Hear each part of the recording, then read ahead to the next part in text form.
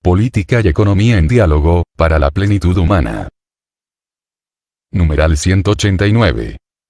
La política no debe someterse a la economía, y ésta, no debe someterse a los dictámenes y al paradigma eficientista de la tecnocracia. Hoy, pensando en el bien común, necesitamos imperiosamente que la política y la economía en diálogo, se coloquen decididamente, al servicio de la vida, especialmente de la vida humana. La salvación de los bancos a toda costa, haciendo pagar el precio a la población, sin la firme decisión de revisar y reformar el entero sistema. Reafirma un dominio absoluto de las finanzas que no tiene futuro, y que solo podrá generar nuevas crisis, después de una larga, costosa y aparente curación.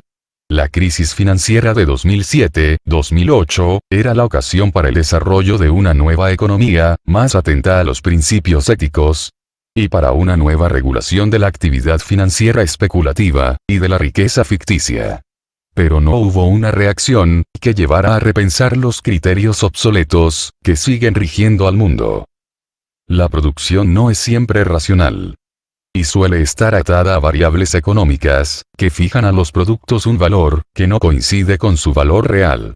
Eso lleva muchas veces a una sobreproducción de algunas mercancías, con un impacto ambiental innecesario, que al mismo tiempo perjudica a muchas economías regionales. La burbuja financiera también suele ser una burbuja productiva. En definitiva, lo que no se afronta con energía es el problema de la economía real, la que hace posible que se diversifique y mejore la producción, que las empresas funcionen adecuadamente, que las pequeñas y medianas empresas se desarrollen y creen empleo. Numeral 190. En este contexto, siempre hay que recordar que la protección ambiental no puede asegurarse solo en base al cálculo financiero de costos y beneficios.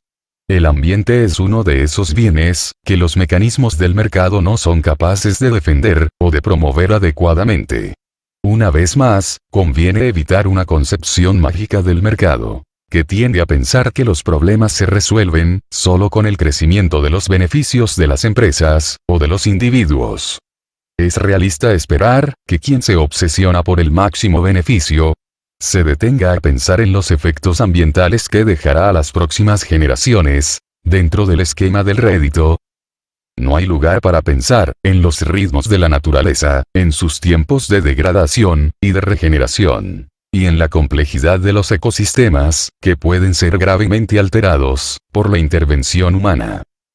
Además, cuando se habla de biodiversidad, a lo sumo, se piensa en ella como un depósito de recursos económicos, que podría ser explotado, pero no se considera seriamente el valor real de las cosas, su significado para las personas y las culturas, los intereses y necesidades de los pobres. Numeral 191. Cuando se plantean estas cuestiones, algunos reaccionan acusando a los demás de pretender detener irracionalmente el progreso y el desarrollo humano. Pero tenemos que convencernos de que desacelerar un determinado ritmo de producción y de consumo puede dar lugar a otro modo de progreso y desarrollo. Los esfuerzos para un uso sostenible de los recursos naturales no son un gasto inútil, sino una inversión que podrá ofrecer otros beneficios económicos a medio plazo. Si no tenemos estrechez de miras, podemos descubrir que la diversificación de una producción más innovativa y con menor impacto ambiental puede ser muy rentable. Se trata de abrir camino a oportunidades diferentes que no implican detener la creatividad humana y su sueño de progreso, sino orientar esa energía con cauces nuevos. Numeral 192.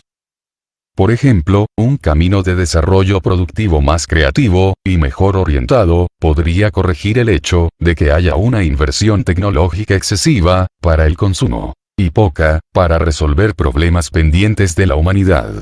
Podría generar formas inteligentes y rentables de reutilización, refuncionalización y reciclado. Podría mejorar la eficiencia energética de las ciudades. La diversificación productiva da amplísimas posibilidades a la inteligencia humana para crear e innovar, a la vez que protege el ambiente y crea más fuentes de trabajo. Esta sería una creatividad capaz de hacer florecer nuevamente la nobleza del ser humano, porque es más digno usar la inteligencia, con audacia y responsabilidad, para encontrar formas de desarrollo, sostenible, y equitativo, en el marco de una noción más amplia, de lo que es la calidad de vida. En cambio, es más indigno, superficial, y menos creativo, insistir en crear formas de expolio de la naturaleza, solo para ofrecer nuevas posibilidades de consumo, y de rédito inmediato. Numeral 193. De todos modos, si en algunos casos, el desarrollo sostenible implicará nuevas formas de crecer. En otros casos, frente al crecimiento voraz e irresponsable, que se produjo durante muchas décadas, hay que pensar también en detener un poco la marcha, en poner algunos límites racionales, e incluso en volver atrás, antes que sea tarde. Sabemos que es insostenible el comportamiento de aquellos que consumen y destruyen más y más, mientras otros todavía no pueden vivir de acuerdo con su dignidad humana. Por eso ha llegado la hora de aceptar cierto decrecimiento en algunas partes del mundo, aportando recursos para que se pueda crecer sanamente en otras partes. Decía Benedicto XVI que es necesario que las sociedades tecnológicamente avanzadas estén dispuestas a favorecer comportamientos caracterizados por la sobriedad, disminuyendo el propio consumo de energía y mejorando las condiciones de su uso. Numeral 194.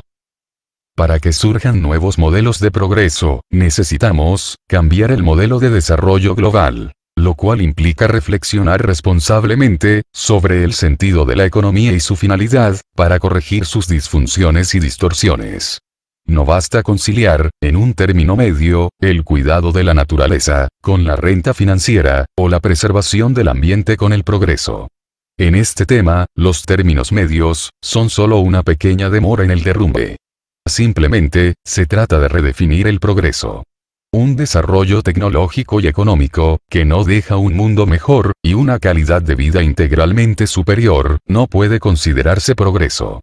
Por otra parte, muchas veces la calidad real de la vida de las personas disminuye, por el deterioro del ambiente, la baja calidad de los mismos productos alimenticios, o el agotamiento de algunos recursos, en el contexto de un crecimiento de la economía.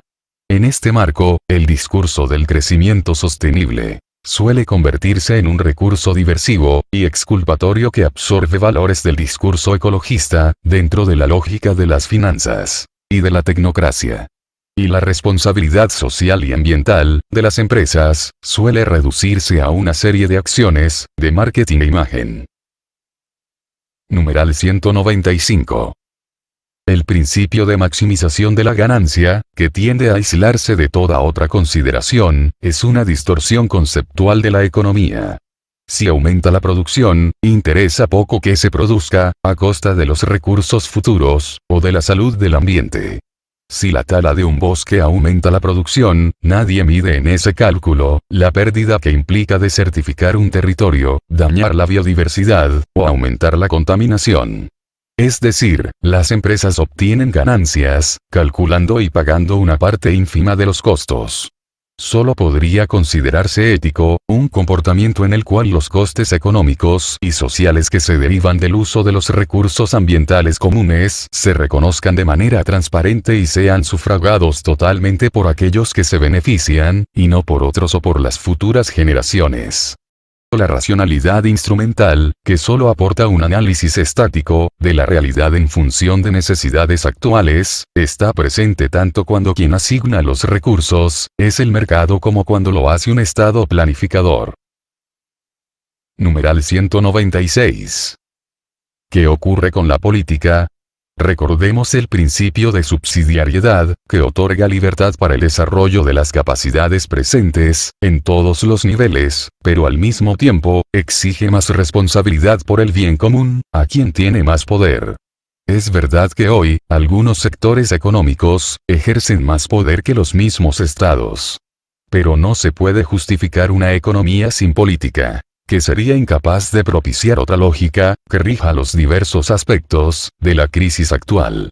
La lógica que no permite prever una preocupación sincera por el ambiente. Es la misma que vuelve imprevisible una preocupación, por integrar a los más frágiles, porque, en el vigente modelo, exitista, y privatista, no parece tener sentido invertir para que los lentos, débiles, o menos dotados, puedan abrirse camino en la vida. Numeral 197. Necesitamos una política que piense con visión amplia, y que lleve adelante un replanteo integral, incorporando en un diálogo interdisciplinario, los diversos aspectos de la crisis. Muchas veces, la misma política es responsable de su propio descrédito, por la corrupción y por la falta de buenas políticas públicas.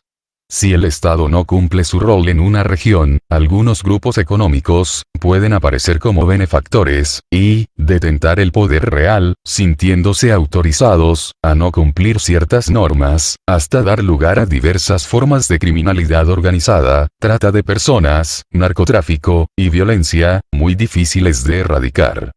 Si la política no es capaz de romper una lógica perversa, y también queda subsumida en discursos empobrecidos, seguiremos sin afrontar los grandes problemas de la humanidad. Una estrategia de cambio real exige repensar la totalidad de los procesos, ya que no basta con incluir consideraciones ecológicas superficiales, mientras no se cuestione la lógica subyacente en la cultura actual. Una sana política debería ser capaz de asumir este desafío. Numeral 198. La política y la economía tienden a culparse mutuamente por lo que se refiere a la pobreza y a la degradación del ambiente.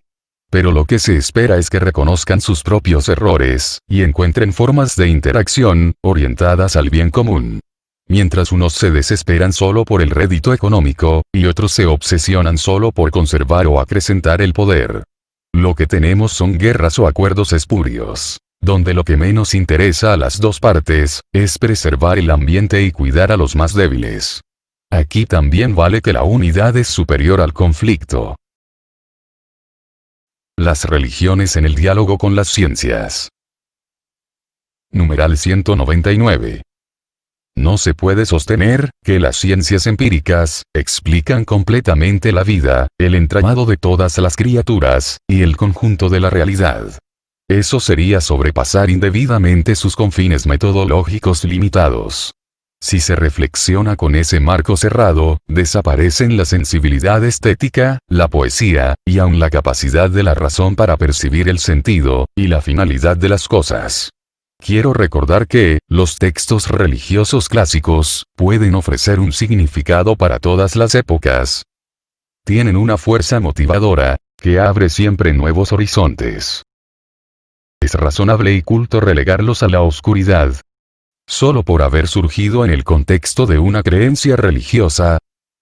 En realidad, es ingenuo pensar que los principios éticos puedan presentarse, de un modo puramente abstracto, desligados de todo contexto, y el hecho de que aparezcan con un lenguaje religioso, no les quita valor alguno en el debate público.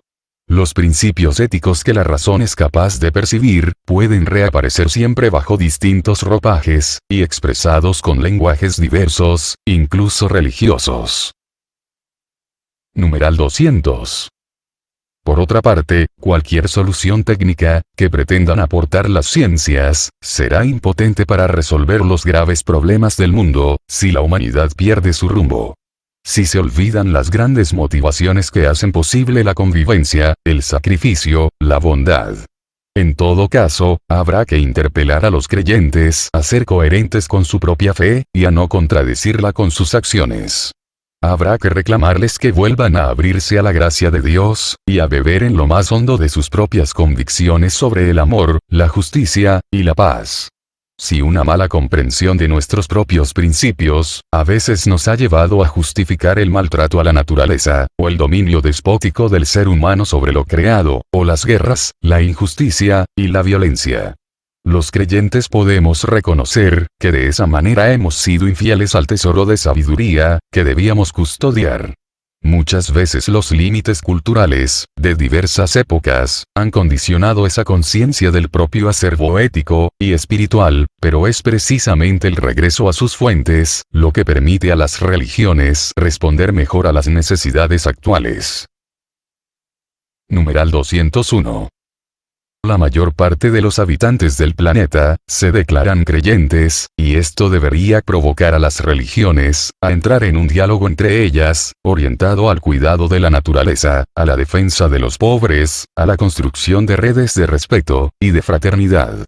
Es imperioso también, un diálogo entre las ciencias mismas, porque cada una suele encerrarse en los límites de su propio lenguaje, y la especialización tiende a convertirse en aislamiento y en absolutización del propio saber. Esto impide afrontar adecuadamente los problemas del medio ambiente. También se vuelve necesario un diálogo abierto y amable entre los diferentes movimientos ecologistas, donde no faltan las luchas ideológicas.